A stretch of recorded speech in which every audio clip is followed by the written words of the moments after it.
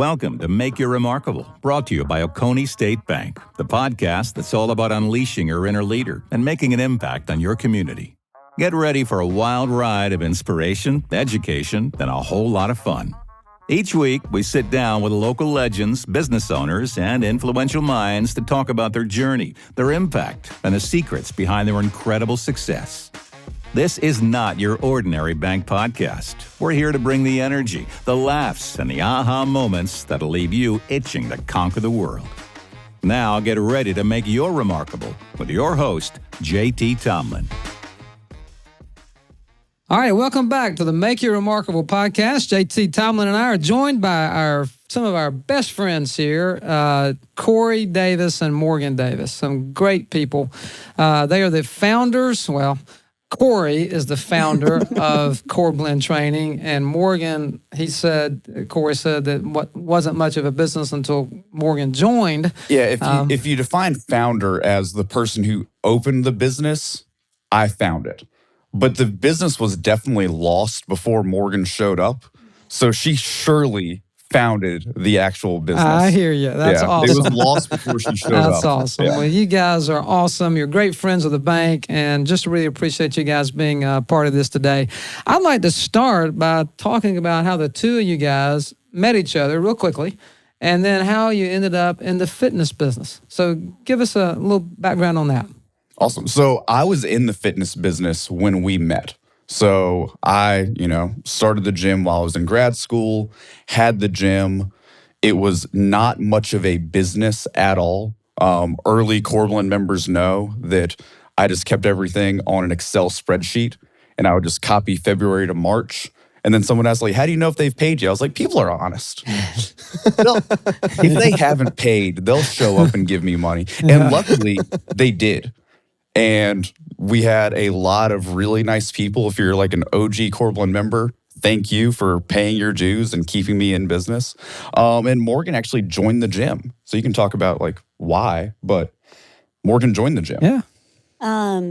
So it was my, freshman year of college or something like that. And I didn't gain the freshman 15. I gained the freshman 30. And I was like, oh boy, I've got to do something. And so I tried. It was like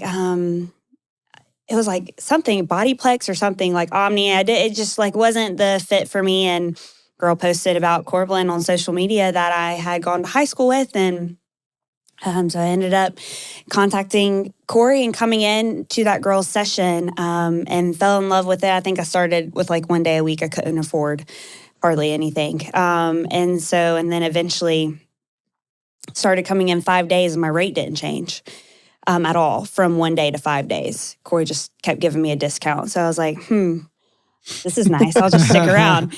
And then we were friends, and then he begged me to go on a date one day, and I finally said yes, and then the rest is history. So there's a gap between me asking Morgan to go on a date and her actually going on a date. Yeah, I hear you. That in my mind grows every year, and in Morgan's mind shrinks every year. I hear you. As it further and further looks like that was a good idea. Morgan's like, oh yeah, 5 minutes later. I was like, no, it was 5 months. It was a lot. It took a little bit of time on my part. It took a little bit of time. So you fell in love with the gym first, and then fell in love with the founder of the gym. And became part of the gym. Yeah, that's right. It definitely was that order, though. Yeah. You were a really good member way before you liked me that much. Yeah. I don't even think you were my trainer. I think I had somebody else. No, you had Gabe. Gabe, yeah.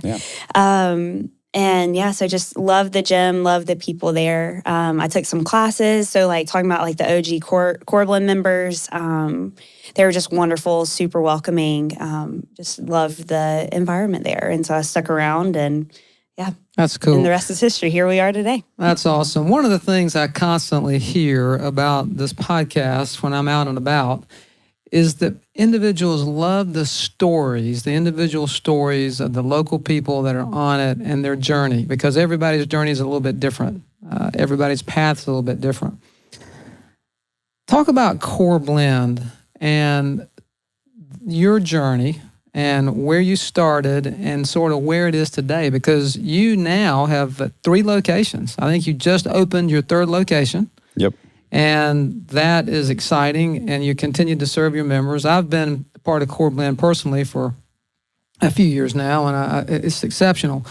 But talk about the journey, and then specifically talk about what makes you different than other gyms, because it's a crowded space, right? It's a very crowded space, but you guys have a value proposition that I think is extremely unique, and I'd love for you guys to share that. So that's a lot to share, but it's great questions though. So starting off with kind of Core Blend's history. So I started the gym when I was still in grad school, and I opened it up with no intentions of it being a long-term thing. I had a year left in grad school. I was working with athletes over at UGA, and when I opened the gym, I knew exactly what I was going to do. I was going to run it for a year while I finished up grad school.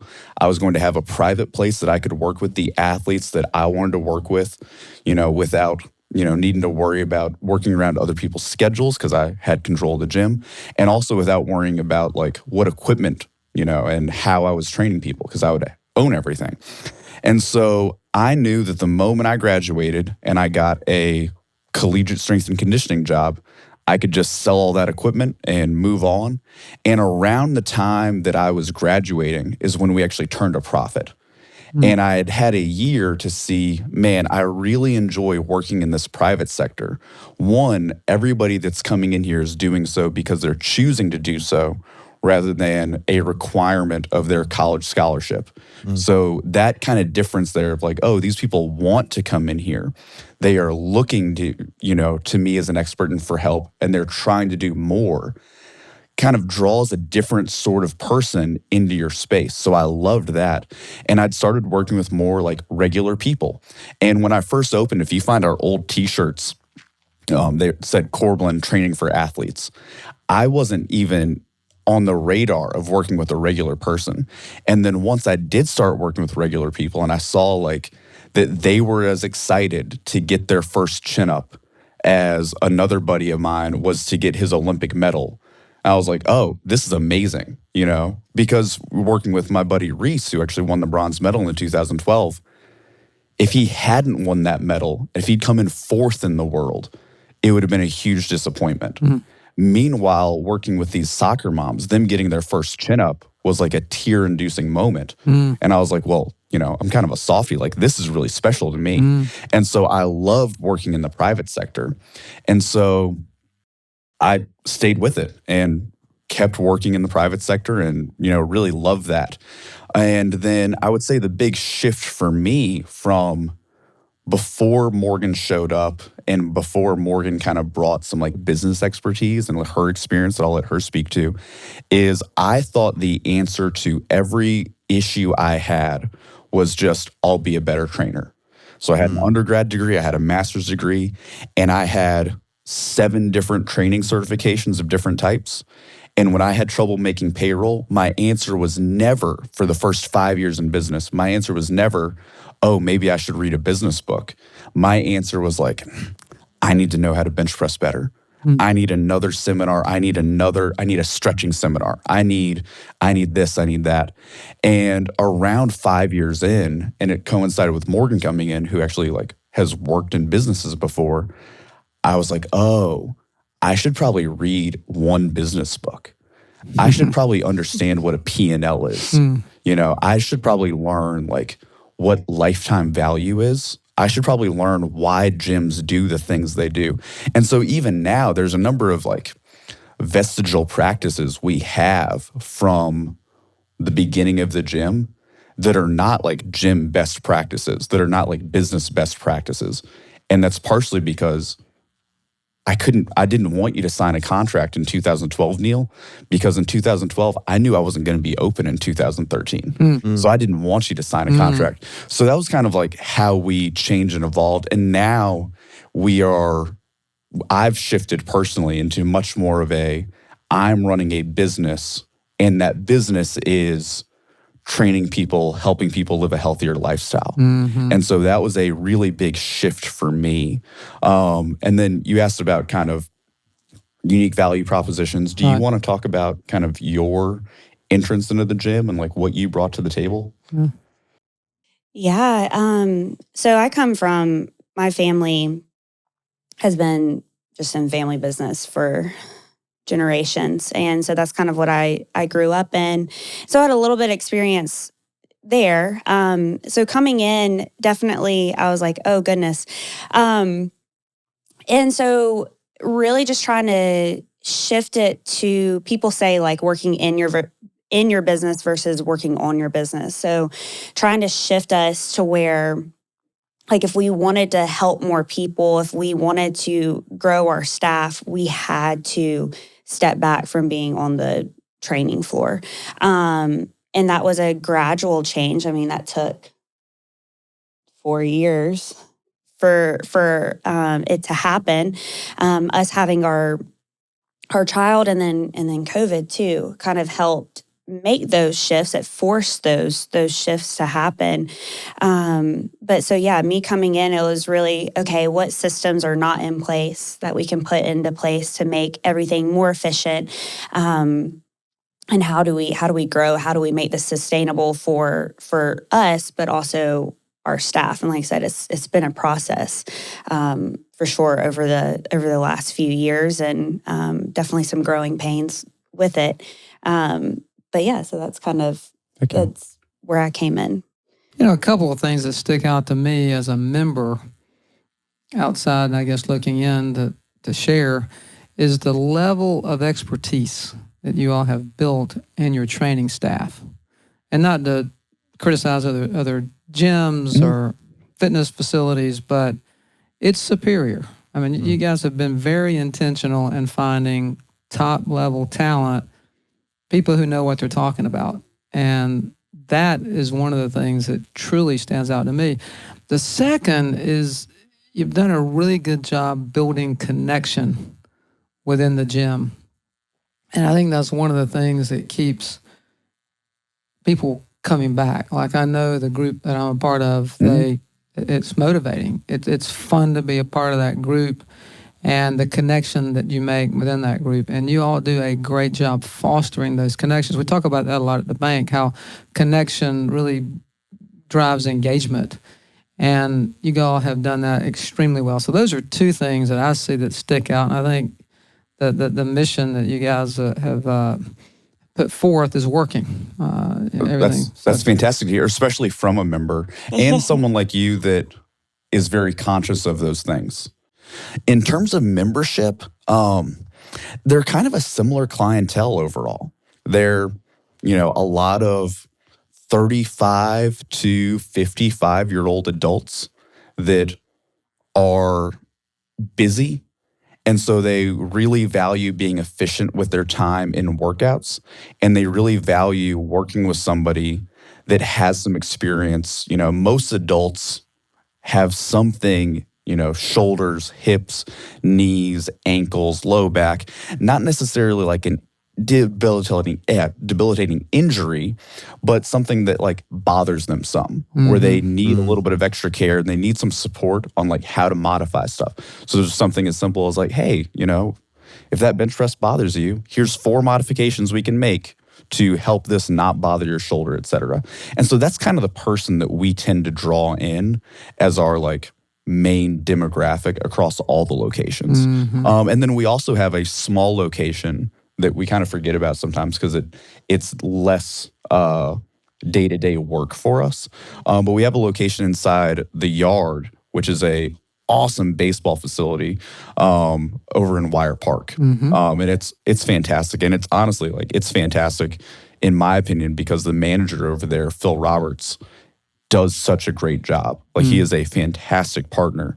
And so I forget about it. Not because it's, something to be less proud of, but because Phil does so much over there that I don't need to worry about it that much. Our guy, Kaysen, is a baseball expert, and Kaysen, is kind of our point of contact with Phil over there. And between Phil and Kaysen, I just show up once a month and like, hey guys, everything good still? And they're like, yeah, it's better than last month. I'm like, okay, cool. Carry on. That's awesome. Yeah. It's definitely different than it's not like our south location, our north, or our Lake Oconee. It's 1,200 square feet, and we do all the training for the athletes Mm. at the yard. So it's definitely Yeah. a little bit different of a model over there. And Kaysen's been doing a bang up job for us running fantastic. it. So What's your very lucky to have vision? him. 5 years. 5 years out. What's your vision? What do you see? So I hope that 5 years from now, we have grown enough to support my like core plan, which is I want to attract really good people that are passionate about helping others and giving them a career track where that's a reasonable thing. So a fear that I have for the fitness industry is I don't think you're going to be able to draw and recruit really good talent to the personal training job if that's not a career. And so I need a really high performing 22-year-old to graduate from UGA or another good university where they have a lot of options in front of them and tell their parents, yep, I'm going to go be a personal trainer, and have those parents support that because they have a real career track in front of them. And I don't think that's something that exists in the industry right now. And I think that's an issue because if that doesn't exist in the industry, then I don't know how you draw the best and brightest to then go help people. Mm-hmm. You know, like right now, the most recent stat is like 75% of adults in the country are overweight or obese. Mm. And it's a shocking statistic, you know, and the frontline helper on that, in my opinion, is your personal trainer, small group, you know, class studio instructor, etc. And if we can't draw really good people and get them in the industry and keep them in the industry where it's not, oh, I'll do this while I'm in college as a stepping stone to something else, or I'll do this in grad school until I graduate, but then I'm going to go to physical therapy school or be a collegiate strength coach like I was going to do. If we can't draw those people, I don't know how we help people long term, because there is a lot you need to know. I think you need to have, you know, social skills and understanding, almost like a therapist. You need to have a good understanding of nutrition, but also realize that it's more than just replacing, you know, Cheetos with carrots, because people know that. The question is, why are you doing that? You know, let's get to understanding. They need to be empathetic, where they, you know, I saw a glib Facebook post that a gym did where it's like, hey, an hour-long workout's only 4% of your day. And I was like, if you think it's that easy, that's why you don't have adult clients, because it's a lot more work than that. And so that's my goal, is I want to grow Coreblend enough that I present real opportunities for really good people to stay in this industry and help more people overall. Gotcha. So tell me about your podcast. I know you have a podcast that you've been doing. So what prompted that? Give us a little bit of background. Yeah, I feel funny talking about it here because this studio is so nice, and there's, you know, 7 more people involved in this process than are involved in mine. So I do a podcast once a week-ish, and I call it the warm-up podcast, and it's basically 5 to 10 minutes, with the idea being you could like listen to it in your car on the way to the gym, or like while you're on the treadmill for 5 minutes, biking, whatever, warming up. And it's really just me answering some sort of question that I get in the gym in a more in-depth way. So Neil might ask me like, hey, how wide should I hold my hands when I bench press? And I can give him like a quick 30-second answer, but Neil doesn't have 10 minutes in between asking that question and me answering it before he does his next set. And so it's a lot of just like more in-depth answers where I can like give nuance on something, because there's a lot of stuff that if I'm in a hurry, I'll give you a quick short answer that gives you like mostly the right answer, but without like the understanding behind it. And also without like the nuance that really goes into a lot of these fitness and like health and like performance-based things. On the warm-up podcast, it is my like chance to like deep dive into it of like, hey, this is true in 4 out of 5 cases, and here's why. And here's the one case where it's not true and what you need to watch out for, et cetera. And so I do that, and it's really just a resource for our members to, get more answers from me. Where then next time Neil asks me like, hey, how wide should I have my hands on the bench press? I can give him my quick 15-second, 30-second answer and then saying, hey, if you're curious about like a more in-depth answer, listen to this podcast later, or I can send you an email or whatever. That's cool. And so that's what I do with it. But it is not like this. If anybody is looking at me on this podcast and then thinking like, oh, I'd like to see a similar production value from Corey's podcast, don't. It is audio only. It's on Spotify and iTunes. I don't know if it's on anything else because I couldn't figure it out. I tried to fill out some forms, so it is not this. But I appreciate you asking about it. You have a cool intro. You got a little intro going on. Oh, I have a buddy of mine is a former radio guy, and he edits it for me. Yeah. And he does it for us. And also like looks out for me. Yeah. Like every once in a while he'll like, hey, Corey, really good podcast. Appreciate it. I edited this piece out for you because you probably don't want to say that to everybody. I was like, yeah, thanks, bud. Appreciate you. Yeah. That's awesome. My watch is just buzzing over here about the noon workout that's coming up. Let's I see go. a bunch of people are opting in, so that's Good exciting. luck. So Heck yeah. anyway, Neil and I will be there at noon today. that's right. If this podcast released on a Friday, come by at noon. Amen. Work out with me and Neil. That's Yeah. it. Yeah. Well, yeah, so I got some questions for you guys. Yeah. We've talked about how the show is Make You Remarkable, and it kind of plays off the wording Make Your Mark. Yeah. But we've talked a little bit about like your impact at Corblend, but tell me a little bit about how Corblend makes its remarkable. That's all. You want to go first on that one? That looks like you don't. Oh, sorry. Didn't mean to put you on the spot. Just now that I'm not like facing over here, I gotta see if you're involved. So the biggest thing is we've helped a lot of people have a life-changing experience. We've helped, at this point, multiple people lose 100 pounds, which is like an incredible achievement and just like a fantastic way to think about like how different that person's life is. Yeah. So something like that's really important to me. And then just the number of kids we've helped, help support them in their like collegiate athletic dreams, the number of connections we've made in the community, that's the biggest thing to me is all of the like friendships that I've seen like happen in the gym and like the connections that grow deeper. Yeah. That means so much to me personally. Yeah, I mean, similar to that of just, it's given people back a life that either they once had and they lost because of some type of like ailment, or just helping them experience something that they've never been able to. You talk about like, we have a number of, we talked about having like 35 to 55-year-olds, but we also have a number of people in their 60s, their 70s, and it is just giving them extra life to go explore the world or to play with their grandkids and just give them a quality of life that, again, they might have lost or they never had. And so it's just making people's lives better and serving other people. Right. And you said earlier about the 75% of America that's overweight. It's kind of at the point now where it's so bleak that people are like, well, I'm just not going to get that. Yeah. And y'all are getting the opportunity to change that narrative and really encourage people like, hey, we can help you get there. Yeah. For sure. That's incredible. Me, Morgan, the rest of our staff have not given up hope.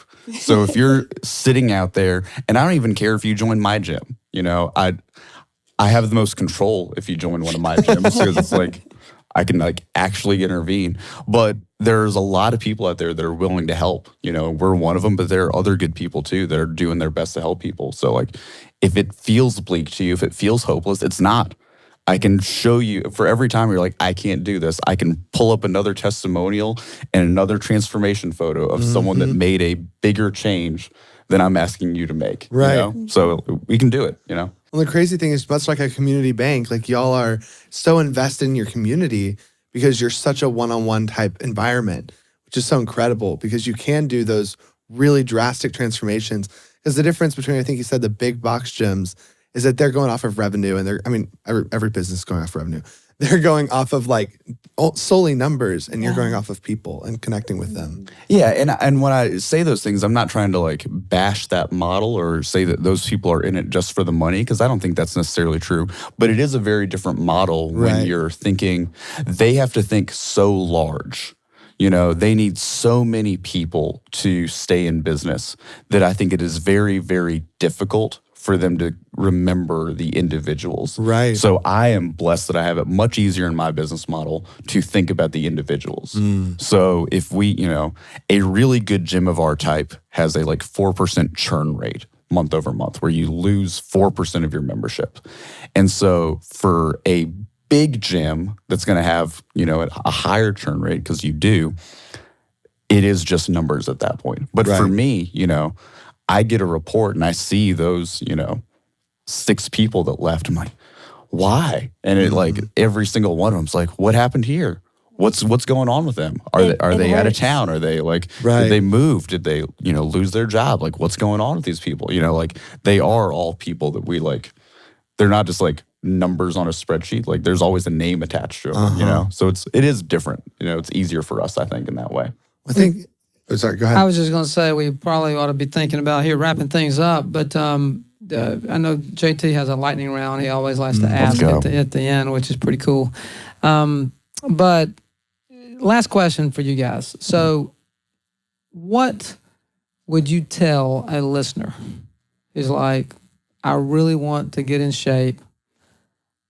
I want to explore Core Blend. I'd like to come by, see what it's all about, how they might be able to help me. How do they reach you, and what will be your process of introducing them to Core Blend? Yeah. You want to take that, or you want me to? Yeah. So there is a couple ways to reach us. If you go, our website has a form they can fill out, but it also has the emails for each location. So you can shoot us an email. There's also our number on there. They can give us a call. But basically, once you get in touch with us, we'll have just a quick phone call with you to figure out what are your goals? What are you looking for? What are you trying to overcome? And how we can be of service and how we can kind of help you do that. And then we'll get you in for a consult. And just continue to explore that conversation further, let you see the gym, let you meet a couple of our staff, and just where you can actually see who will be taking care of you. And then get into depth more about our services and trying to make sure you're comfortable in whatever, fit that we would recommend. So that's kind of our basic process there. Get you to try a session, get you started. Sometimes people get started that day. So it just kind of depends on where people are. To answer your question again, Neil, what should people do? If you're thinking about, I want to join a gym, my first thing would just be start now. So a very common thing I hear is I'd love to join a gym, but I need to work out some before I join a gym. And I hear that, and I'm not trying to mock people that have that opinion, but I think they're so wrong. It's I'm not going to worry about, taking care of my money until I have more of it. It's no, you should probably you should probably worry about that right now. You should probably worry about that yesterday. So go ahead and join a gym so that when you start your new fitness routine, you're doing it the right way. And then how to contact us. Our website's www.coreblendtraining.com. We have an Instagram account that we respond to all the time at Core Blend. I'm on there as Mr. Core Blend. My cell phone number is 404-542-8047. You can call me or text me and say, Corey, I saw you on the podcast. I would love to join a gym, or you have some questions for me. Send me a call or send me a text, give me a call. My email address is Corey, Corey, at coreblendtraining.com. I am available. I don't want anybody to have I wasn't sure how to get in touch with you. If you light up a smoke signal in town in the next few weeks, I will show up. If there's a fire in the next few weeks, I'm going to now make the assumption that is you wanting to get some personal training help, and I will show up. If I see, somebody driving too slowly, I'm going to pull up next to you and hey, you driving slow because you need a gym membership? What do you need, man?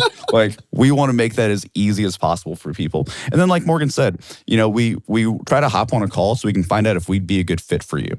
Because sometimes we're not a good fit for you. If the best answer for you is a spin studio, then I'll talk you through that. One of my big things that I always tell people on the phone is at the end of this phone call, I want to have figured out what's the best thing for you and a commitment that you're going to go do that this week. Yeah. Whether that's with us or with somebody else. Like, we're not a Pilates studio. We're not a spin studio. And I guarantee you there are people out there listening to this podcast right now or watching this podcast, if they're young like you, JT, that the best thing for them is something we don't do. And if that's the case, I want to guide them that way. Sure. Both because I genuinely care and I want to help people.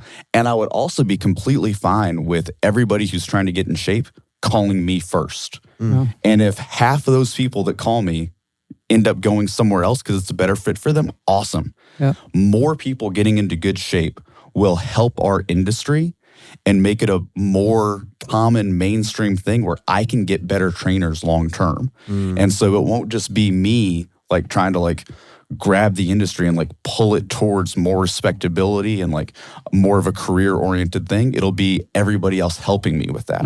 So I would love every gym in town to be full and every trainer to have a full book, you know, and the only time they're not training people is when they're going to do continuing education stuff because they're trying to like really push and improve their craft. You know, you talked about that our trainers were really experts, and they're really good. I would love it for other gyms to start coming after us on that crown, you know, where we have to like, hey guys, we got to step up whatever we did before. You know, we have a guest speaker coming in to talk to our trainers, you know, at the end of March, you know, and we have him coming in because he is the best powerlifting coach in the world. And so he's going to come in and do an in-service with our staff. I would love it if next year I can go to Morgan and say, hey, we got to do more of these because you guys saw what those other gyms did. They brought in a guy even better. You can't bring this. Ed Cohn's the best powerlifter in the world. But hey, they can bring in somebody else, and we got to push ourselves. Yeah, great question. If you need help, reach out. Well, I take it from me. This is the real deal. Core Blend training is the real deal. They will make a difference in your life. They will make a difference in your fitness. I can promise you that. I've seen it firsthand with myself, but also the people that have been around me at Core Blend. So you guys are awesome. JT, lightning round. Thanks. Yeah, I love doing the little lightning round. Yeah. Fun questions. The first one is, what is the most impactful piece of advice you've ever been given? Selling is helping. So sorry, I tagged in there. So early on, wait, what is lightning round? Do I Just quick ones. Okay. Quick, So yep. selling is helping. Selling is helping. I used to think about selling as a negative thing, and now I think of it as the way that I help someone change their life. Very good. And so that was a huge thing for me to kind of shift my perspective on it. I guess for anyone like growing their businesses, getting out of the working, you know, in your business versus working on your business. I mean, That's good. you can't go anywhere, and you can't help enough people if you get stuck working in your business. Those are awesome. What is something you always tell your families, your staff, like i.e. your mantra? I would say for my clients, the big thing is me telling them to like move on, basically. So a lot of times people will tell me about like, I overate, I skipped a workout, I did this, I did that, some negative thing, and they're trying to start themselves in like a negative spiral. Right. And I just try to stop that. It's like, hey, that already happened. Let's not make it worse. Let's just move on.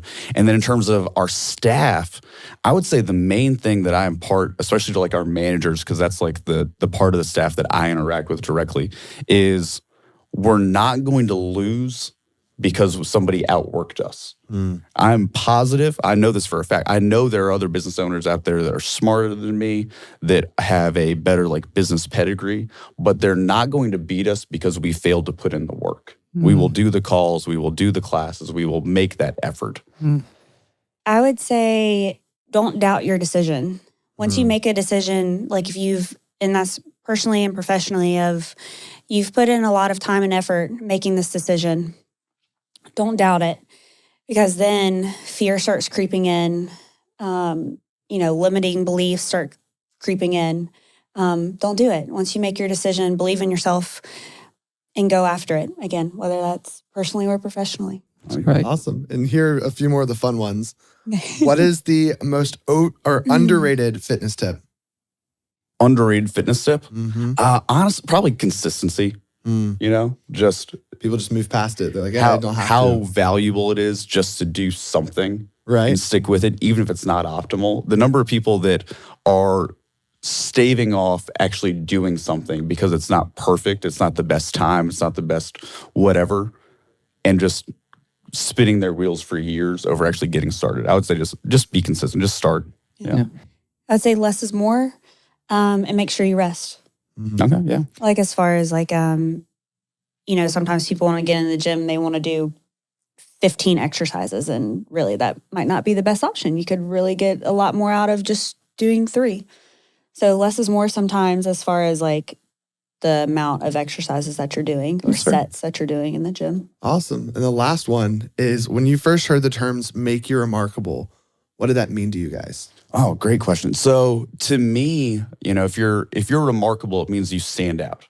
And so to me, what stood out to me about that was that we can't be afraid to do things differently than other people do them. It'll be very difficult for us to be remarkable while also doing things the exact same as everybody else. Yeah. So like every gym in the world has contracts. Every gym in the world, has like these like very difficult billing things. So it's like, cool, we're not going to do contracts. We're going to earn your business every single month. And that'll be how we do stuff.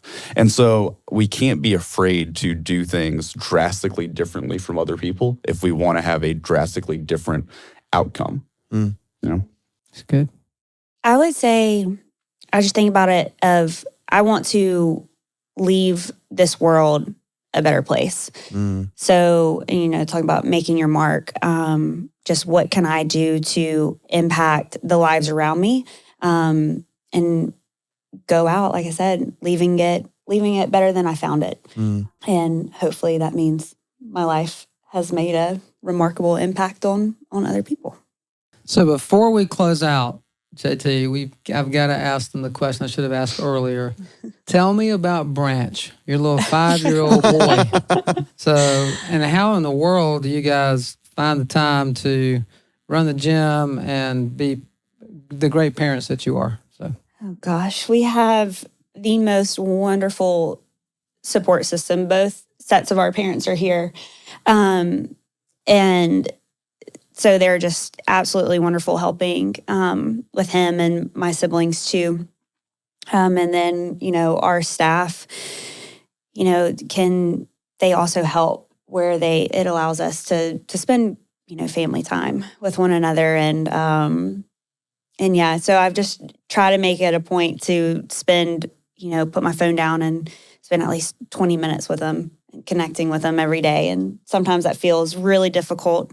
But he's the light of my life. So it's not too bad. It's not too hard to find. Morgan's right. We have our staff is very understanding of like, hey, we can't do this meeting in person today. It needs to be over the phone because, she has branched with us.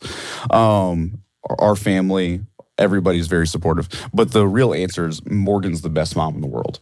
And so I have gotten lucky a number of times in business, professionally and also personally. I did not marry Morgan knowing that she was the best mom in the world. And then she was. I also didn't realize, when I started, dating her, that her family owned a barbecue restaurant and she was an amazing cook. And so I just, be lucky is my tip to you guys. Marry somebody that's an amazing mom and also cooks barbecue really well, and can also run QuickBooks for your business. How many pull-ups and push-ups can Branch do? No pull-ups, which is pretty disappointing. Obviously, he's 5 years old. I don't remember. I'm sure I was doing at least 7 by that point. But we do have like fitness nerd stuff. We did have him the other night. I took one of the little hurdles home. Yeah. And we set it up to 12 inches. And then 18. And then he hopped over and then 18 inches. Yeah. And the 18-inch one was a 30-minute project with Morgan of bribing him with TV time to jump over this hurdle. Not my best parenting tip there. Don't do that. I don't. It worked though. It did work. If 15 years from now, this is on Sports Center of like, remember when Branch Davis's parents were having him jump over that hurdle at 18 inches? That can be his thing. That's great. Yeah. JT, you want to take us out? I mean, that's it, guys. Thank y'all so much for coming. Honestly, it's been awesome to hear your stories, and we look forward to doing stuff with you guys later. Yeah, Absolutely. Thanks, JT. Thank you, guys. Appreciate it. Thank you.